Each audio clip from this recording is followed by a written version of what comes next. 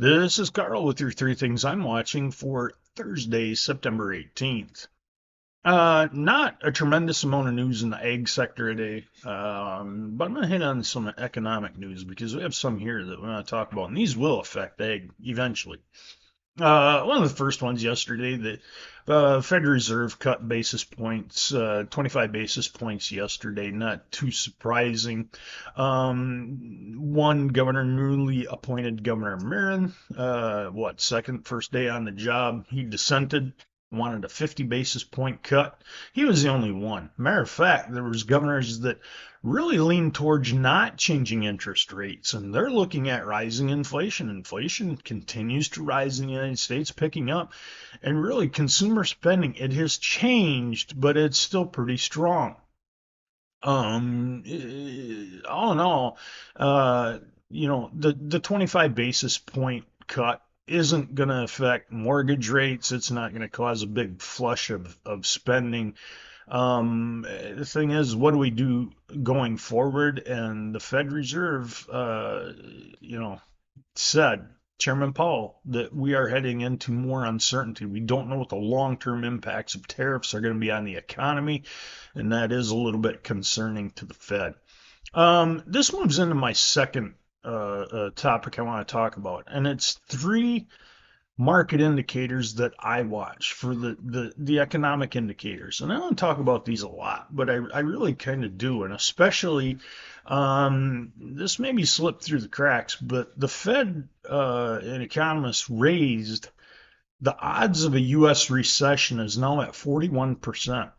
That's up from 40% at the start of August, or 30%, excuse me, at the start of August, up 11 points in about 6 weeks. A little bit concerning there. Three in markets that I watch. Heavy truck sales in the United States. Commercial fleets down 6%. Retail sales of heavy trucks down 12% from last year at this date. Caterpillar, heavy equipment sales from 23 to 24 dropped 3%. From 24 to this far in 25 are down another 1%. That's two strikes. Third strike, and this is one a little bit dear to my heart, Harley Davidson. Harley Davidson motorcycle sales in North America down 17% from last year at this time. U.S. sales down 15% from a year ago at this time. Strike one, strike two, strike three. You've got your construction industry contracting. You've got your transportation industry not spending money on trucks, and you've got Americans not spending money on toys. Uh, if that doesn't tell you that the economy is shrinking, it should. Believe me, those are not good indicators. Regardless of what you're seeing on the financial markets and on the news, those numbers are pretty telling of what the U.S. economy really is. The economy and the stock market, not the same thing. Third thing, I'll throw this out. Watch a wheat market. Wheat really starting to pick up. Um, I'm hesitant to say it's going to be a leader here since we're sitting right at contract lows or near them, but we're looking at Black Sea stocks. Black Sea stocks not moving.